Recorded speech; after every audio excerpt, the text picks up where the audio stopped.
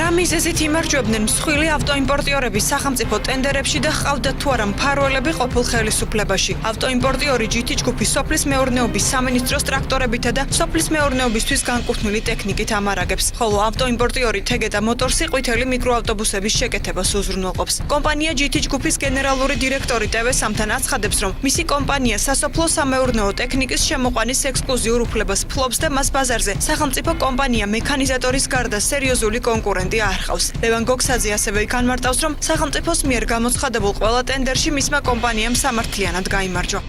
სოფლის მეურნეობის ტექნიკას ჩვენ 2007 წლიდან ჩვენი კომპანია ჩაება ამ მიმართულებაში, ბიზნესის ამ მიმართულებაში დაახლოებით 80% ჩვენი გაყიდვების მაინც სახელმწიფოზე მოდის. თეგეტა მოტორსის წარმომადგენელი კი განმარტავს, რომ ყოფილი ხელისუფლების მხრიდან არავითარ ლობირებას ადგილი არ ჰქონია. მისი განცხადებით, თეგეტა მოტორსი ბაზარზე მულტიბრენდული კომპანიაა. სამარშრუტო ტაქსების შეკეთება კი ორმხრივი შეთანხმების საფუძველზე ხდება, რომელიც ავტოიმპორტიორ და სატრანსპორტო კომპანიებს შორის გასულ წელს გაფორმდა.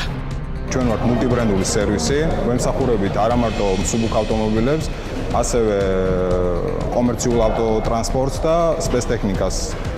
ეს არის სამშენებლო ტექნიკა.